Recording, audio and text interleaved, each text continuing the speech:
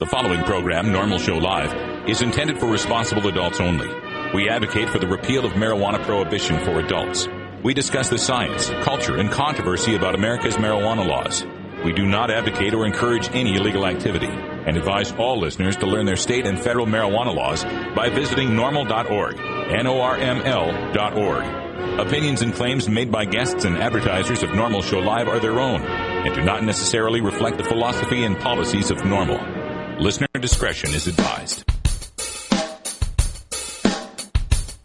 You take a seed, you plant it, you grow it, you dry it, you roll it, you smoke it.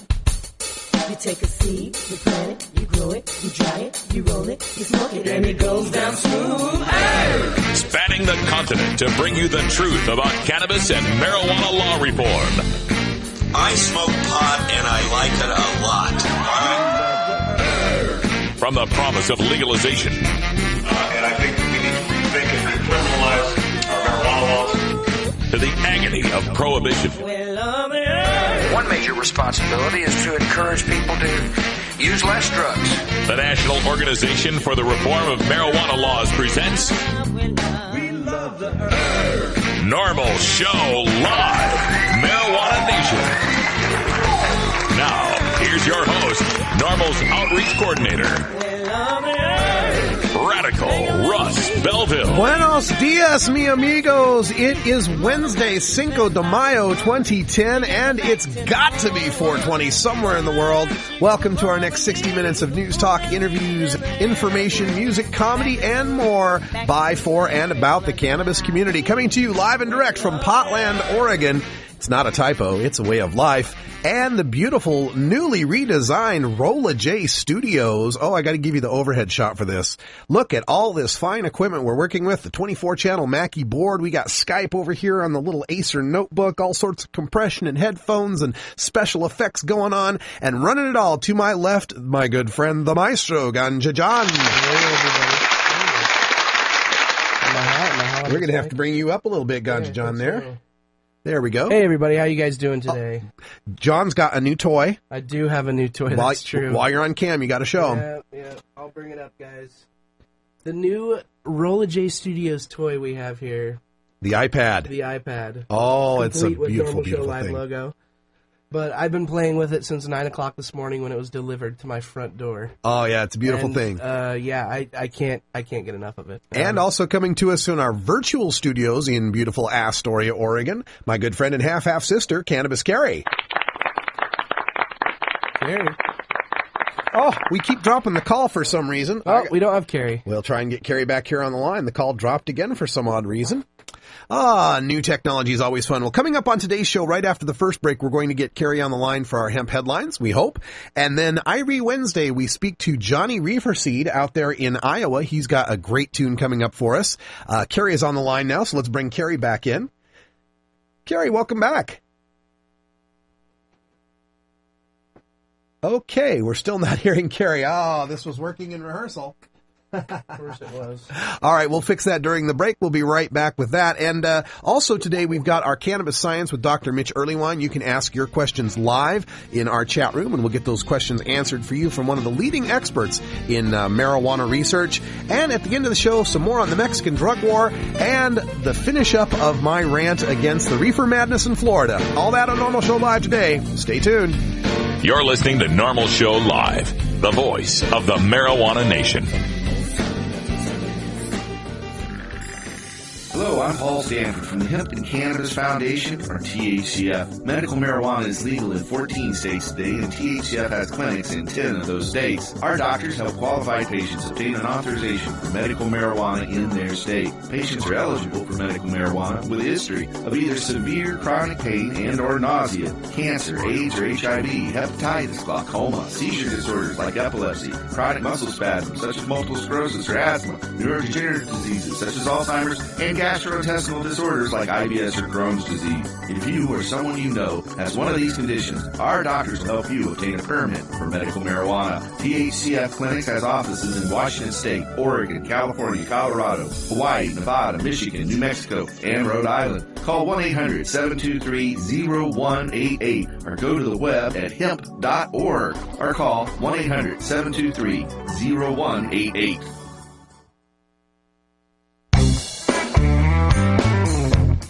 which of you are ready to admit to having used marijuana in the past? And they want us to go around and ask each of you. Senator Kerry, yes or no? Yes. Okay. Senator Edwards? Yes. Senator Lieberman? Well, I have a reputation for giving unpopular answers at Democratic debates. I never use marijuana. Sorry. I think you'd probably be a lot cooler if you had, Senator. Smoke a little pot, drink a little wine. Everything will be just fine. Smoke a little pot, drink a little wine. Everything will be just fine.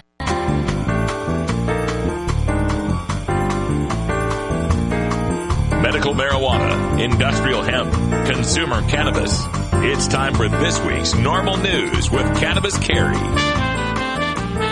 I experimented with marijuana a time or two, and I didn't like it, and didn't inhale.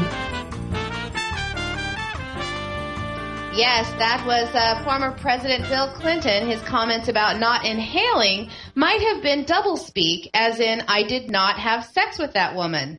Well, not technically.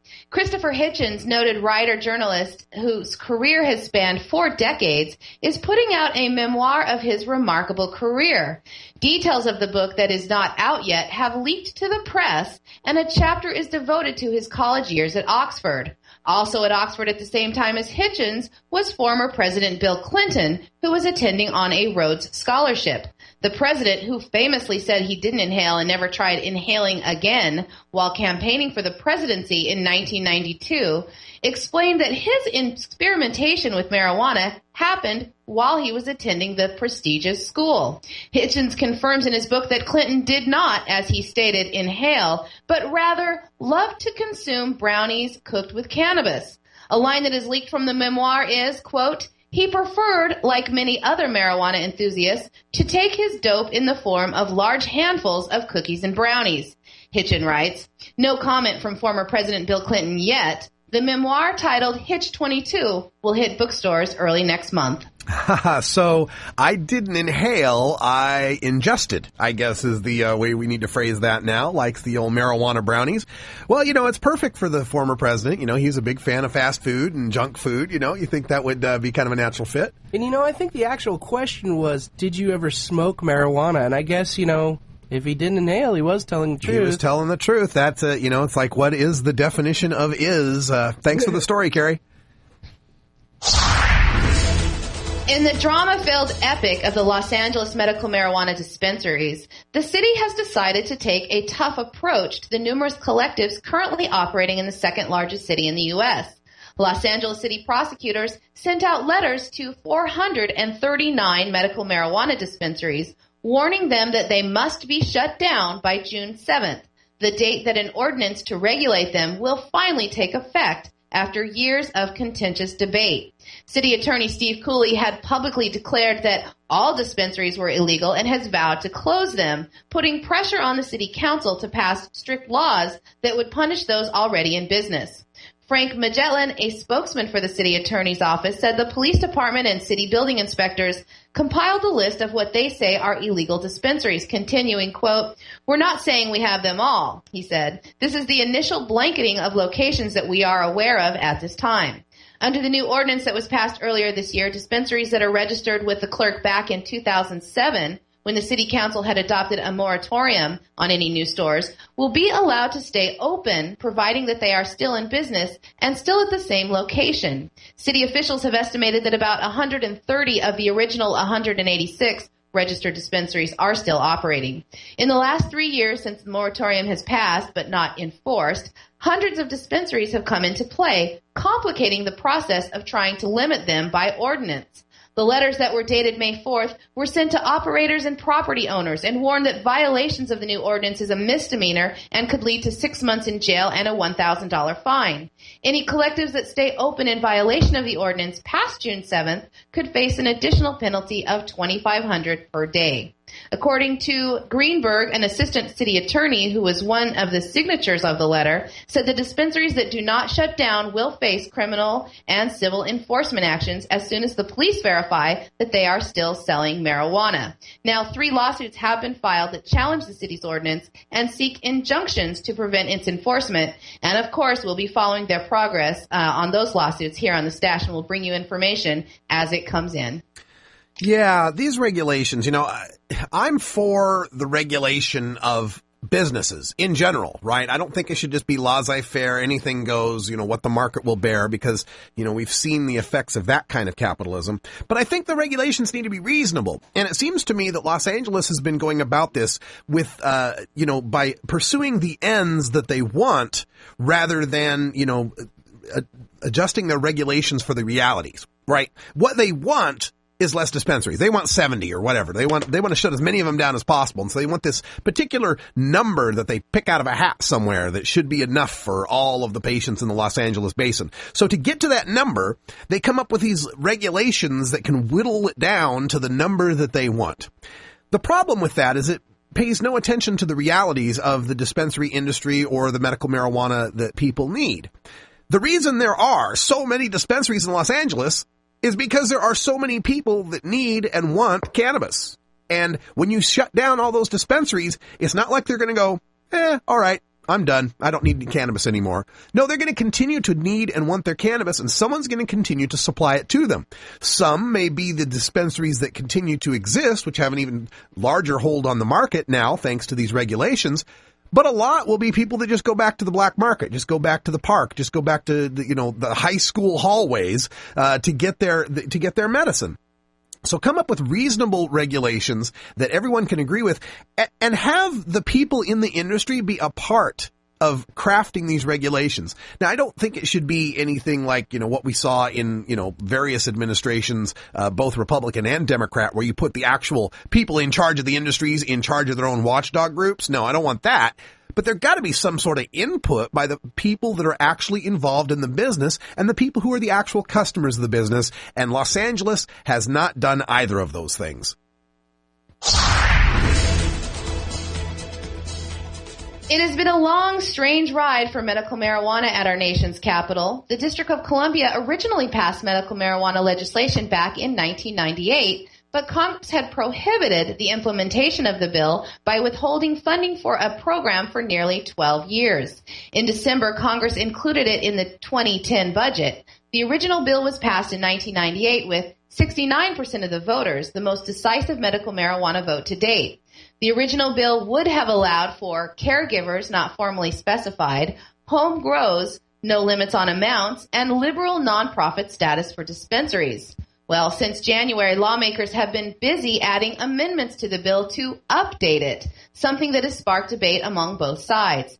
As lawmakers were debating the bill, many opponents gave the "we don't want California" reasoning to why the bill had to be refined before implementation.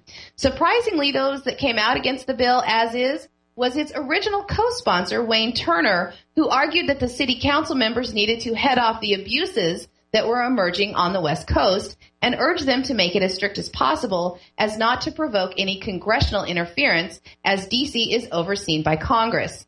Dan Reifel, a legislative analysis for the Marijuana Policy Project, called a few amendments something that was, quote, needed to create a medical marijuana program that reflects the will of the district voters. By adding these proposed amendments, the district would implement one of the best medical marijuana laws in the country, balancing the needs of patients with the safeguards necessary to prevent abuse.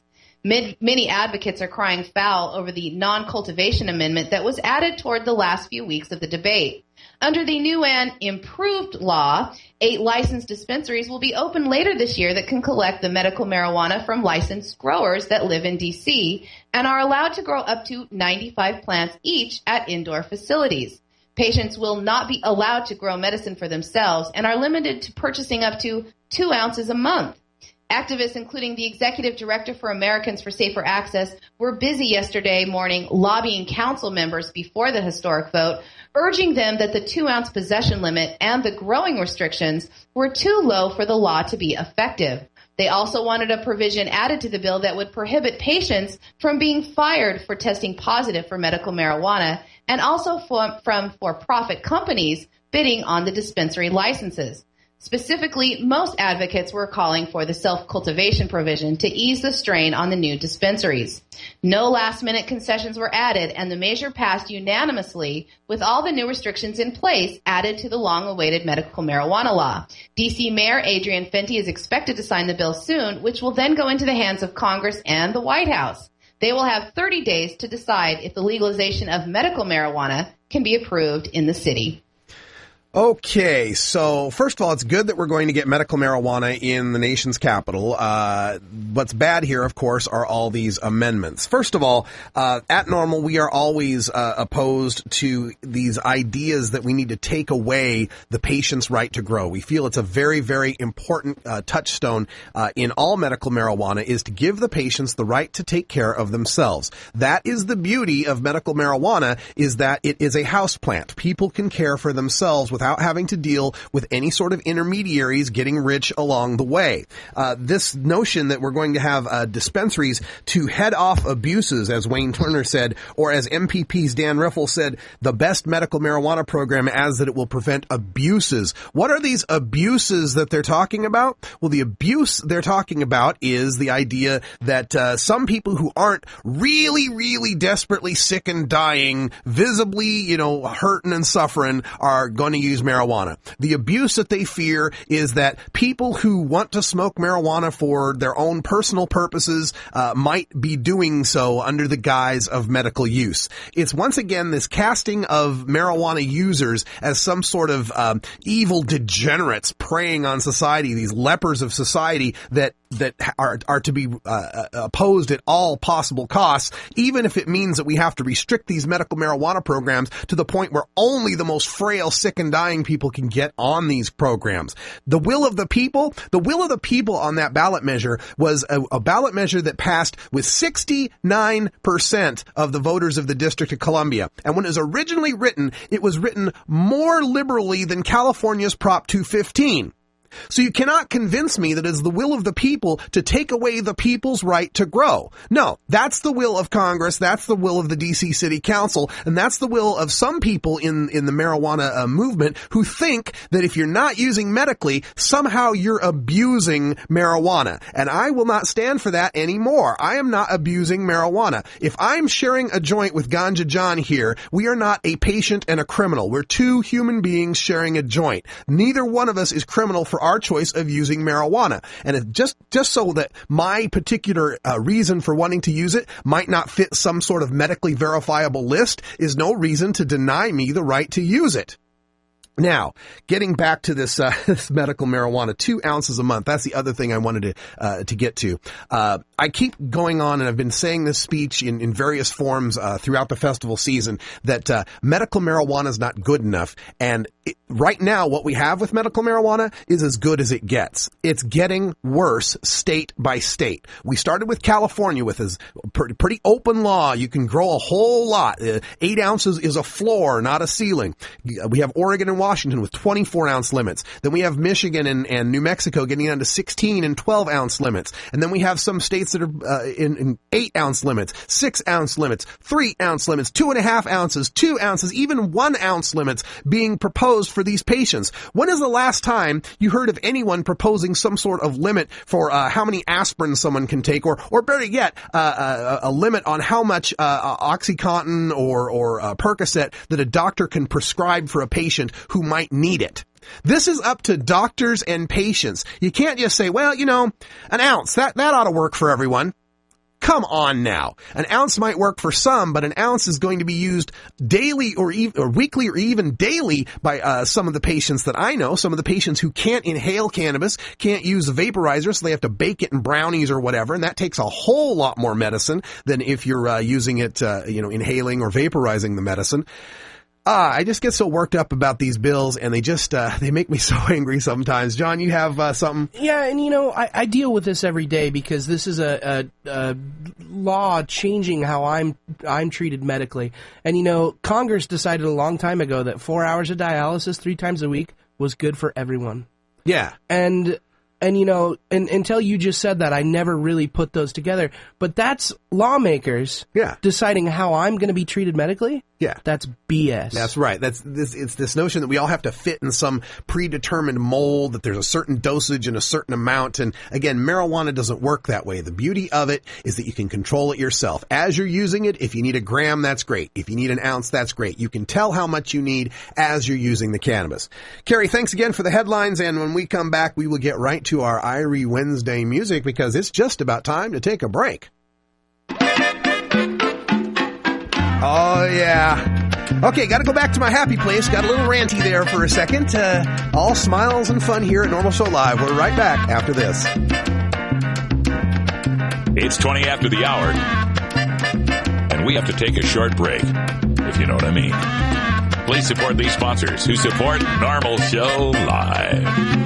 Oh, have you ever met that funny reefer man? A reefer man. Have you ever met that funny reefer man? A reefer man. If he said he swam to China, he would send you South Carolina. Then you know you're talking to that reefer man.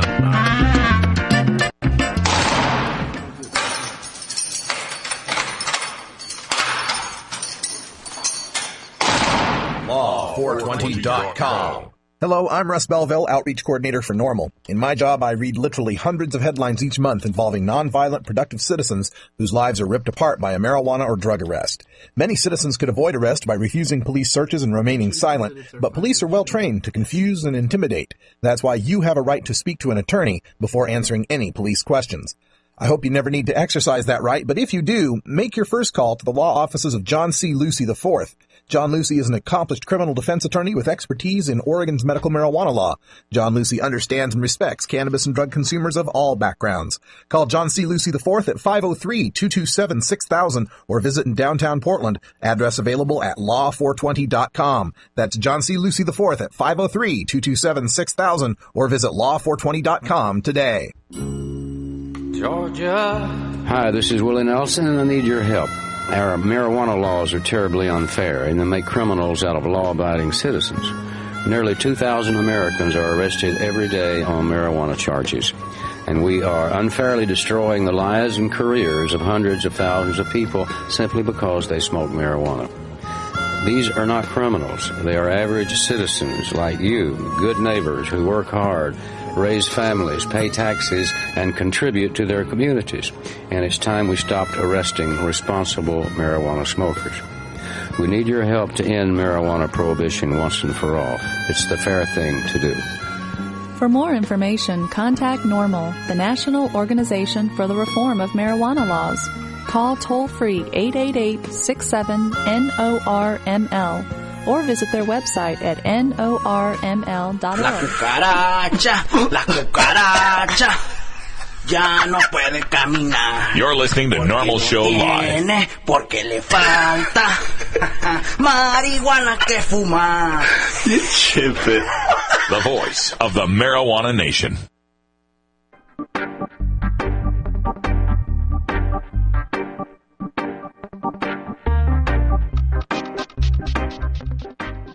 It's time for your Daily Toker Tunes, the best in 420-friendly music from all genres that uplifts, entertains, and informs the public.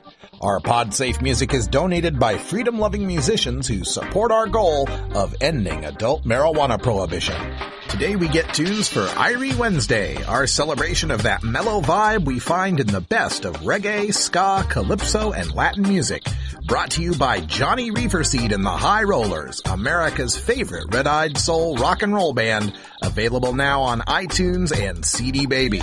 If you'd like to submit your song to be played on Normal Show Live, send it to us at stash@normal.org. Now, here's some great independent marijuana music for today's Daily Toker Tunes. Okay, every Wednesday we get to go all the way out to Iowa and visit with Johnny Reeferseed. Johnny, are you there? I am here. Fantastic, my man. How are everything going out there in the great Midwest? I'm great.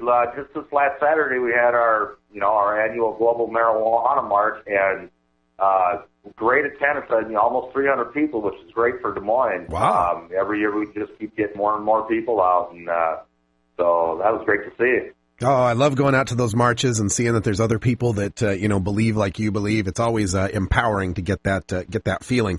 Glad to hear it. Now, tell us, what do we got for today's song for our Irie Wednesday? Today it's a guy named David Curtin coming to us from sunny Barbados. Don't let his long golden dreadlock fool you. David Curtin's sound and aura is far from a typical reggae artist. His music is a unique hybrid of rock, pop, and reggae that moves past the reverent Caribbean rhythms of the past and onto the airwaves, dance floors, and digital devices of the future. His music touches the heart, head, and feet, making you feel, think, and dance. The press and industry discovered Curtin long before his mainstream bid. His press kit is one accolade after another. He has played South by Southwest, won 3 Barbados Music Awards. Flowers, aren't you? I like this. Sorry, I think Carrie doesn't realize we can hear her. Music Awards. Okay. He has won 3 Barbados Music Awards in 2008, including Song, Video, and Reggae Artist of the Year, and performed on The Tonight Show with Jay Leno. Today's Irie Wednesday toker tune, Green Camouflage, David's Time for Change CD, comes to us from Token Tam at the Marijuana Music Awards. You can learn more about David Curtin at www.davidcurtin.com. That's DAVIDKIRTON.com. And he's also on MySpace at myspace.com/DavidCurtinMusic. And if you like him enough, you can buy his tunes off of iTunes. So fire it up, Russ. You say that's Curtin, K-I-R-T-O-N? K-I-R-T-O-N. And what's the name of the tune? Green Camouflage. All right, Green Camouflage. Green Camouflage. Sounds good to me. All right, let's get some Green Camo on. This is David Curtin.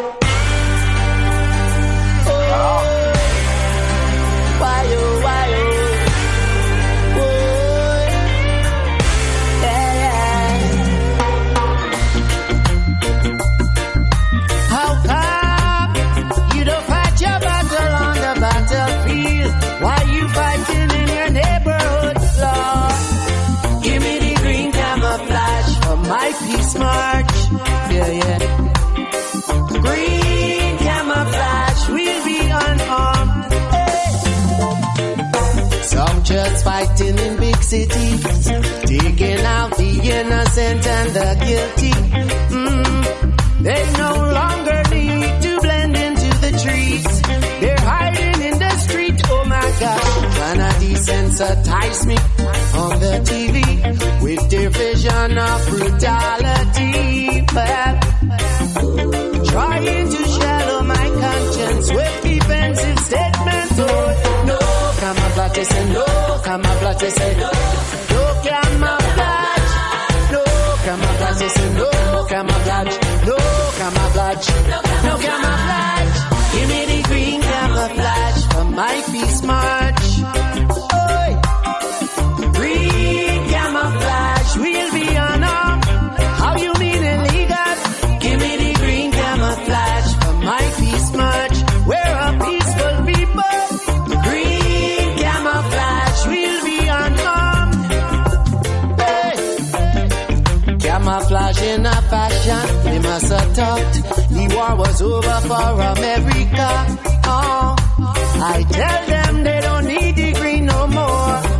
Searching for the enemy door to door. I will make camouflage in Jamaica. Make me feel like a soldier in your army. In Barbados, most peaceful people I know still can open embargo. No camouflage, say no camouflage, say no camouflage. No camouflage, no camouflage, say no camouflage. No camouflage, wow. Give me the green camouflage for my peace march. Oh yeah, green camouflage, we'll be unarmed. How can I shirt be illegal? Give me the green camouflage for my peace march. How come green camouflage so illegal? Oh, give me the green camo. Give me the green camouflage. Give me the green camo. Give me the green camouflage. No pants, no shirt, no dress, no skirt, no shoe, no sock, no bag, no rag. Give me the green camo. Give me the green.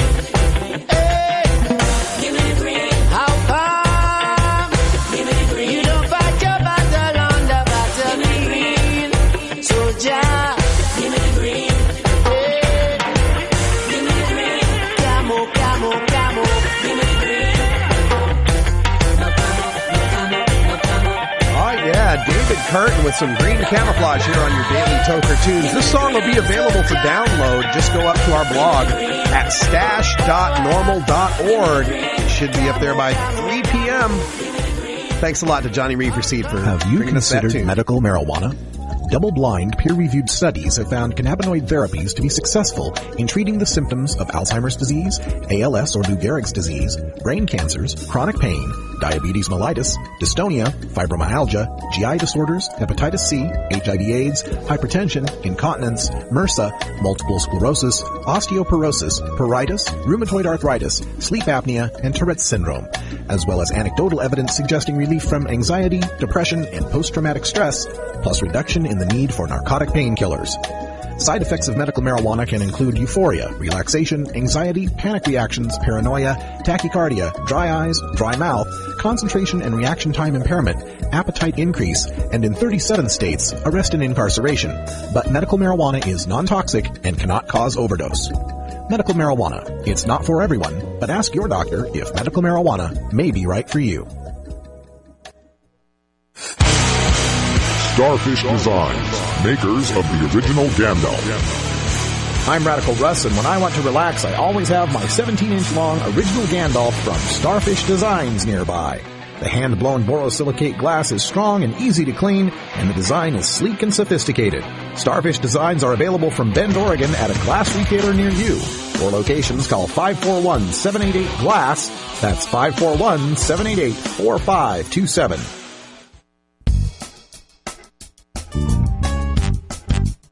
It's time for Normal Show Live's Cannabis Science with Dr. Mitch Earlywine. Dr. Earlywine is an associate professor of psychology at the State University of New York at Albany. Now, open wide and say, ah. Here's your dose of cannabis science. All right, every Wednesday we visit with Dr. Mitch Earlywine for our dose of cannabis science, and I always kind of liken it to the home run derby at the All-Star game for baseball. We lob some pitches over the plate, and Dr. Mitch just knocks them right out of the park. Dr. Mitch, welcome back to the show. With a description like that, how could I not love it? Oh, yeah. And we threw you some curveballs last week, though. We gave you a whole lot of questions. It's become real popular here in Oregon. This cannabis salve, people making a cannabinoid-based lotion or a salve that they can put on wounds or to take care of joint pain and things like that. And we threw a whole bunch of questions at you, and it was like, wow, didn't realize there was so much about salves. And you've gone and done some homework and come back with some answers for us. So let's get to that before we start taking questions from the chat room.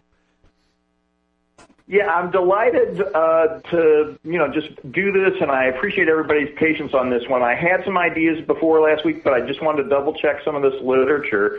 The clincher here is the salve recipe you sent me, and the one that seems to be the most popular involves using an important fat so that the cannabis has the opportunity to essentially dissolve in this fat. But without that step, clearly none of these would work. So any of the salves that don't have, say, the vitamin E oil that you mentioned in your recipe, or this coconut oil that is clearly a clincher, those are not going to have the same opportunity to go across the skin. The other thing I wanted to mention is a couple of folks emailed me about salves that are made with tinctures. And if you have both a tincture and a fat, it looks like the opportunities for transporting across the skin are absolutely at their peak. I got some neat input from cannabis physicians and pharmacologists across the world on this as well, that with inflamed skin or skin that has wounds, which was a point people had made last week, there definitely is an opportunity for that transport, but the chance of testing positive on a drug test remains. So this THC will be absorbed. It will also show up in the urine screen. Okay. Well, that's good news and bad news, both. So glad to hear of all of that. And again, that recipe for the salve, I've got it posted now up on the Stash blog at stash.normal.org. It's Gina Goodwin's recipe. So if you just Google Gina, Jeana, Goodwin, Goodwin, you'll probably find it. And I just had a chance to look at her new book, actually, her new cookbook. And some of her recipes are great. My wife took that class, so you locals, if you can't, take that class. Yeah, the information for that will be up at the Oregon NORML website at ornorml.org.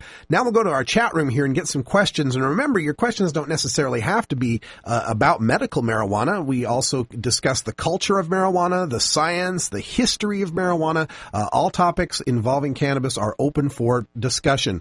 Real simple question coming here, 6-word question out of the chat room. Why does weed make you hungry? The bottom line, it looks like this works all the way up and down the phylogenetic spectrum. So even the old protozoan, the hydra, has a little receptor that responds to cannabinoids and starts it throwing things towards its little paramecium-type mouth.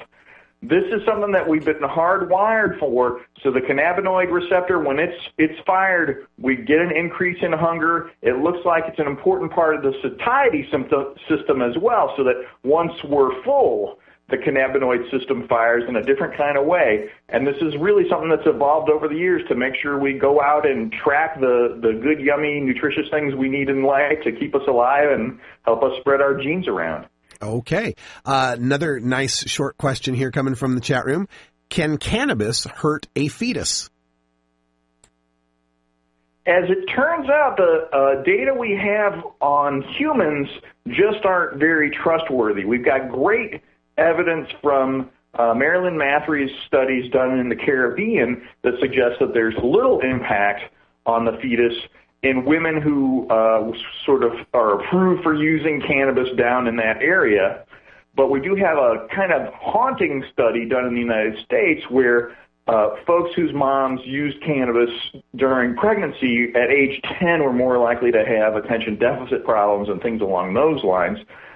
Human fetuses are incredibly robust, but, you know, a pregnant fetus's nervous system is still developing, so this is something we want to avoid.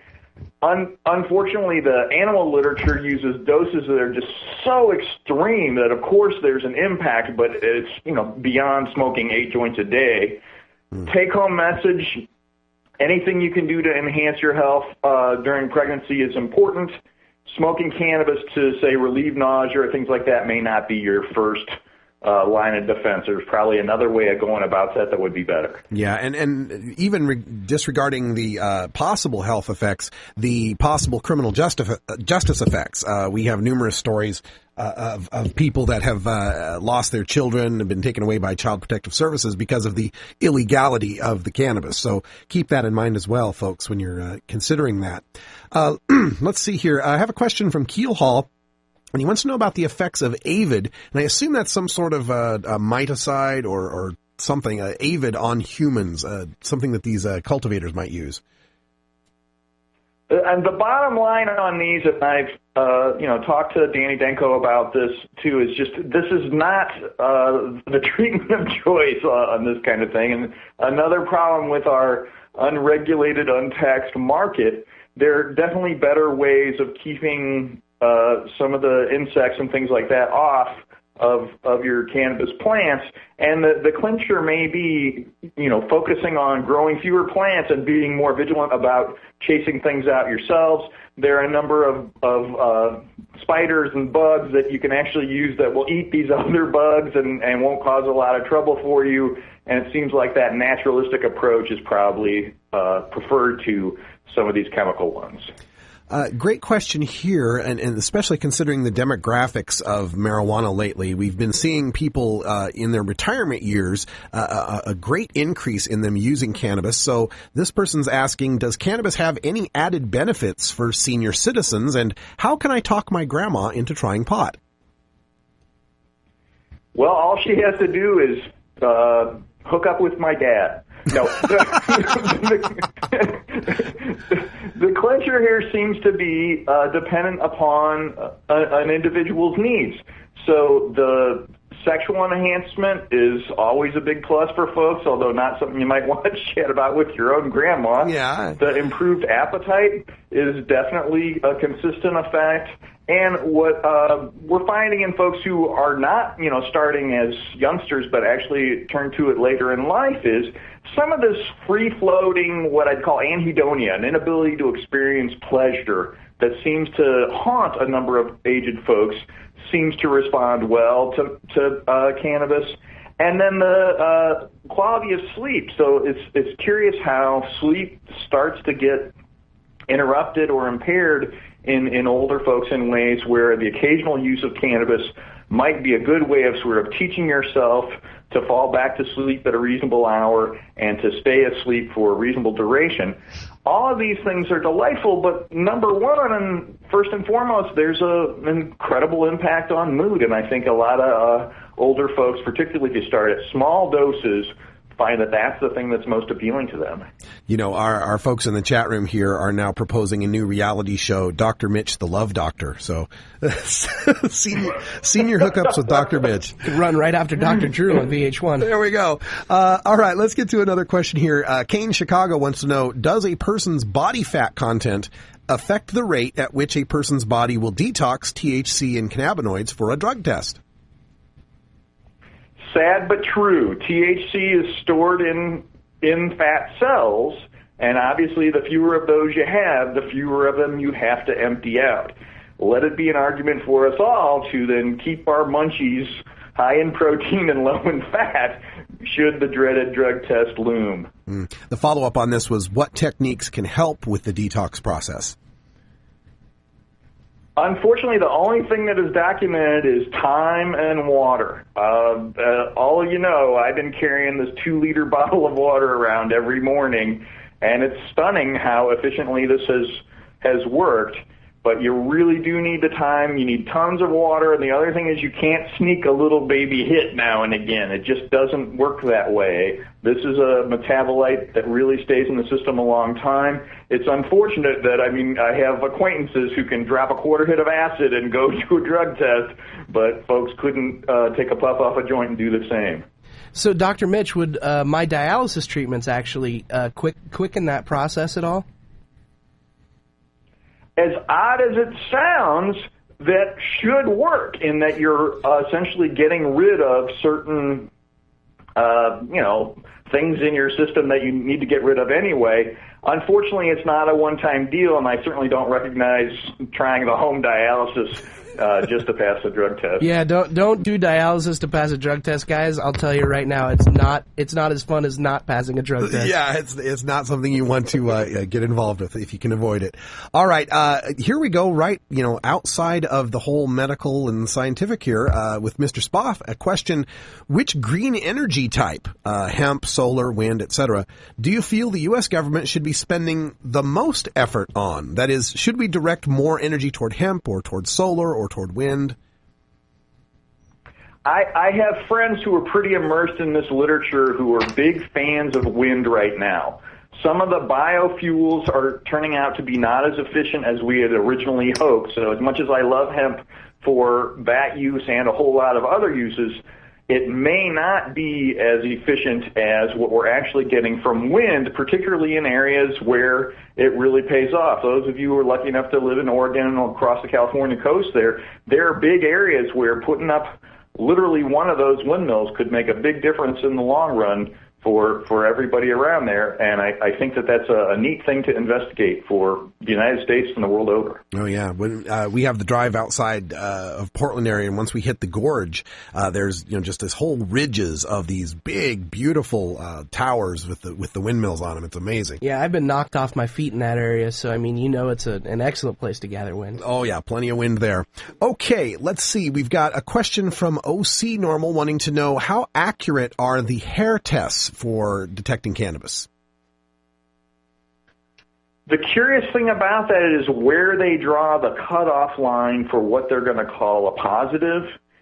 And it's unfortunate, but the hair test can go way, way back, of course, depending on how long your hair is. The sad part is you can't just shave your head and hope they won't take any, because they'll grab hair off anywhere they can get. And I know, Russ, you've got a scary story about that kind of thing. But the clincher is if they draw the what would essentially be the equivalent of a 90 nanogram per milliliter urine test, if they draw the line there, they end up getting relatively few false positives. They do get more false negatives. But I'm discovering that some of these Fortune 500 companies that are using it are actually drawing it near what's the equivalent of the 50 nanogram mark, and boy, that's a rough haul, even if you had just a joint a month ago. Yeah, and of course we know that detection times vary, from person to person, even from month to month. Someone who smokes X amount in May might test okay in June, but smoke the same X amount in July, they might not test okay in August. It's strange how the body eliminates THC. It's not in a linear fashion. And I always point out to people that all of the other drugs, your body wants to get rid of them as fast as it can. But for some reason, it wants to hold on to cannabis. Isn't that interesting? Sad but true. The other drawback of this is that if your hair happens to be dark and curly, it's more likely to hold on to these metabolites, and I'm afraid that puts a lot of us at a real disadvantage. Yeah, people with Mediterranean or, African-American hair, yeah, definitely kind of discriminatory that way. Okay, let's get to more. Also wanted a clarification here. Mr. Logical wants a clarification on that coconut oil and the salve. The coconut oil would be a good ingredient because of the fat content? Exactly, and that's one of those fats that, you might not want to eat the way it works, but it definitely is superb for making a salve because of all the hydrocarbons essentially present in it. Okay. All right. We've got time for maybe two more questions here. Keel Hall has a question, kind of a chemistry botany question. He mentions that the Delta-9 THC is produced in the trichome. So what about the other cannabinoids, the CBDs and all these other things? Where do they come from specifically in the plant? At least for cannabidiol and some of the ones with the names that are even harder to pronounce, those are also in that same gland on the plant. So that's a pretty reasonable spot for looking for all of those. They're markedly less present in the root and in the stem, just like with THC. Okay. And to wrap things up here, a question from Enley10. And by the way, if we didn't get your question on the air, you can always send them by email to 420research@gmail.com, and we'll either bring it up on the show or Dr. Mitch will answer you directly. But our final question for the day from Enley10 asks, can you consume a large amount of cannabis right before you fall asleep, get a solid 8 or so hours of sleep, and wake up still high? Not only can you, a lot of people do it pretty often. As it turns out, THC metabolism slows during sleep, just like your metabolism of other things slows during sleep. So that would be at least a chance to essentially avoid the wake and bake by having baked the night before. I don't recommend this because over time it's going to interfere with some of your stage 4 and some of your REM sleep, but it's definitely something that, if people claim it and you don't believe them, trust me, if the dose was high enough, it really could have happened. Reminds me of that potluck song, we don't get high, we stay high. Okay. Yeah. Well, thank you, Dr. Mitch, again for joining us here on our Cannabis Science every Wednesday. And again, the email address 420research@gmail.com, and good luck on all your testing. Thanks so much. Looking forward to next week. Take care. All right. And we'll be right back after these messages. This is NORML Show Live. Don't touch that dial. We'll be right back after a word from these 420 friendly sponsors. Wait a minute. This is Internet radio. There are no dials here.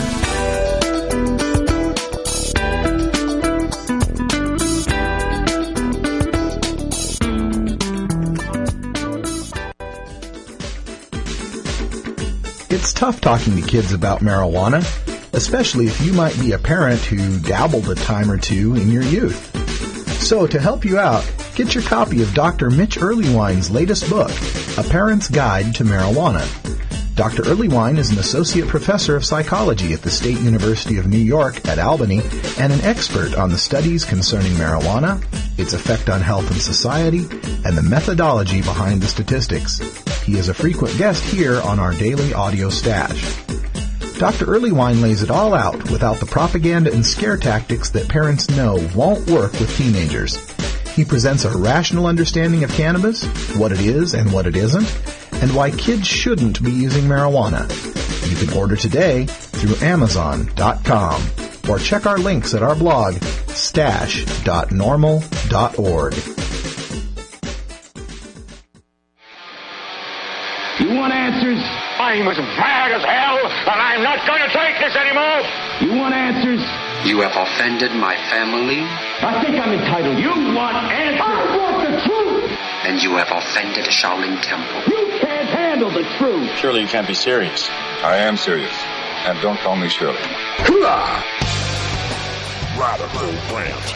Welcome back, everybody. 50 after the hour, and not so much rant, but just, musings and thinking about things today. And I did want to make the announcement that today is our 500th episode of this show. 500 shows, John. I'm pretty excited about it. Yeah, and what I like about it is that number 500 hits on 5/5/2010. It's a base 10 system. Numerologically speaking, you can't get much better than that. No, you can't. But I did want to make a mention here on Cinco de Mayo about our neighbors to the south in Mexico. And, we've got 20 to 23,000 people. Every time I go back to get the stat, it's gone up by a couple thousand. But somewhere around 23,000 people who have been murdered, killed in Mexico over the stupid war on drugs. And again, we find that 70% of all of the profits that are going to these Mexican drug organizations are based on marijuana trafficking and sales and cultivation. Marijuana that we would be very, very glad to grow for ourselves here, but our laws do not let us. The Obama administration has recommitted to the Merida initiative. This is the initiative to supply Mexico with more guns and helicopters and, advisors and money to try to stamp out the Mexican drug trafficking organizations.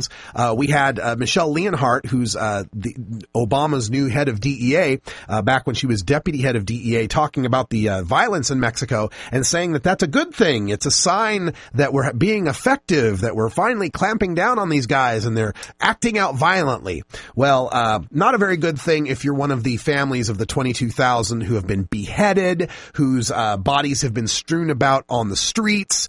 They even had a guy there in Mexico, one of these drug barons, who's went by the name of El Pozole, the soup maker, because when he would take his enemies and take them alive and dip them into big old 55-gallon drums of acid. Okay? In Juarez, Mexico right now, across the border from El Paso, we have got 7,000 murders, murder every 7 seconds, a murder every 7. No, I'm sorry, I'm getting the lines wrong here. 7 murders a day. Thank you. Sorry, so many stats in my head I can't keep track of them all. 7 murders a day that they get there in Juarez, Mexico. The violence continues. People are terrified to go out in their own cities.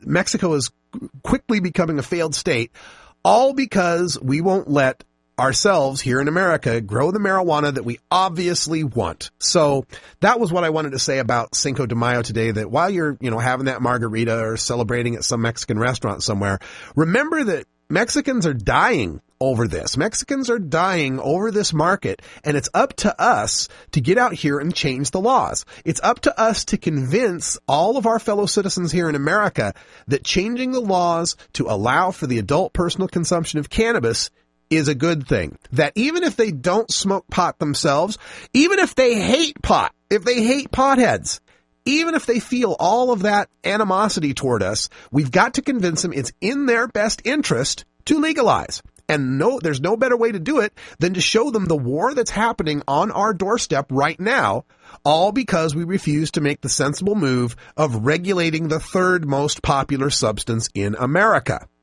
We're trying out here on the West Coast. We got the Tax Control and Regulate Control and Tax Act of 2010 in California. It's made the ballot. We'll be voting on that. In Oregon, OCTA is trying to make the ballot. In Washington, I-1068 is trying to make the ballot. The whole West Coast is making a step forward here towards sensible regulation of cannabis. And we need to convince the rest of America that it's time to do it in their own best interest. It does not help us to have a failed state on our southern border controlled by narco-terrorists. And speaking of terrorists, if you can design a system that can get tons and bales of marijuana through the American border, you can use that same system to get explosives, bombs, people, anything you want across the American border. right? So what we're doing through this war on marijuana is that we are enriching criminals. We are enriching criminal organizations and allowing them to build a trafficking network that could easily be used by terrorists to do something nefarious here in America. So once again, let's take care of it here on our side of the border. Let's legalize for all people so that we can have some sensible regulations here.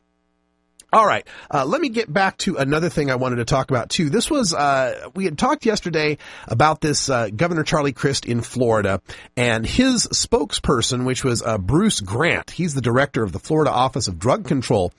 He had all sorts of things to say. One of our NORML chapters, NORML of South Florida, wrote into him to ask him to reform, to support reforming marijuana laws. And he wrote back with a whole bunch of reefer madness, so much so I was only able to get through 3 paragraphs of it yesterday on the show. So I wanted to end the show with a little bit more reefer madness because now we've got the effect ready to go. So here we go. A little bit more reefer madness from Florida Office of Drug Control, Bruce D. Grant. I am very concerned about the health and well-being of Florida's citizens. Any policy change that results in an increase of marijuana use, particularly among youth, is unacceptable. Cannabis use has acute effects on attention and memory, something that constitutes a particular problem for adolescents still in school and perhaps contemplating it for a collegiate future. Furthermore, marijuana use impairs judgment and motor skills, posing a serious risk of automobile accidents. It is also estimated that about 10% of marijuana users eventually become dependent on it. By enforcing policies that suppress the use of addictive drugs like marijuana, we are affirming our ultimate respect for freedom and liberty by ensuring that fewer Americans get trapped in a life of addiction. Well, okay, let's deconstruct some of this. Cannabis use has effects on attention and memory. When you're high. When you're high, it's harder to concentrate and it's harder to remember things. When you're not high, no deficits, no cognitive declines. I've got study after study to prove it. Marijuana impairs judgment and motor skills, posing a serious risk of automobile accidents. I can show you study after study that shows highly impaired marijuana users with extreme amounts in their system, test better on roadside sobriety tests than drivers at a 0.05 blood alcohol level, right? People who would be considered okay to drive if they passed the test. This notion that it's estimated 10% of users become dependent on it, you realize 15% of alcohol users become dependent and 32% of tobacco users become dependent. So why is that not an argument for making those two substances illegal, again, in the case of alcohol? And besides, this dependence that he speaks about is characterized as short-lived and mild, including some things like insomnia, irritability, and a slight craving for marijuana. It's nothing like the dependence one would have on alcohol, tobacco, heroin, cocaine, or even caffeine, for that matter. And furthermore, enforcing policies that suppress the use of addictive drugs. Have you checked the stats on how many people are using marijuana? You're not suppressing anything. 20 years ago, there were 50 million marijuana smokers. Now there are 102 million people who have tried marijuana in their lifetime. So please, Director Grant, don't give me this notion that what we're doing now is working in any sort of way. It's time to change. One more bit of reefer madness here as we wind up. Finally, please be aware that federal and Florida laws prohibit, quote, medical marijuana, because an expert review of the evidence conducted by the Institute of Medicine concluded that, quote, smoked marijuana is a crude THC delivery system that also delivers harmful substances and cannot be expected to provide a precisely defined drug effect. For those reasons, there is little future in smoked marijuana as a medically approved medication, end quote. Safer and scientifically proven drugs exist for all of the medical conditions that marijuana is erroneously thought to treat. Well, here's a little note for you. That report that you're talking about is from the 1999 Institute of Medicine. The latest from the American Medical Association, the doctors who actually know something about this, in 2009 actually support the medical use of marijuana. The American Medical Association said, quote, smoked cannabis is an effective relief and therapy for the symptoms of multiple sclerosis, for neuropathic pain, and other conditions. Smoked cannabis. So if you want to rely on a study from 1999, go right ahead. We're going to step into the 21st century where medical marijuana has already been realized to be effective, safe, and useful for so many people. I'm Radical Russ. Have yourself a great Cinco de Mayo for Ganja John and everyone here at Normal Show Live. Thanks for joining us. Replays will be on at 3, 5, 7, and 9 o'clock. You'll also be able to download from our blog, the Stash blog, at stash.normal.org. The podcast should be up there by 3 p.m. Pacific time. And until next time, take care of each other, tokers.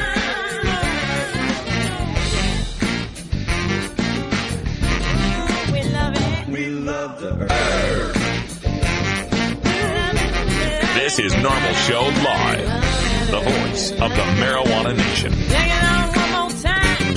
You take a seed, you plant it, you grow it, you dry it, you roll it, you smoke it. You take a seed, you plant it, you grow it, you dry it, you roll it, you smoke it. You take a seed, you plant it, you grow it, you dry it, you roll it, you smoke it, and it goes down.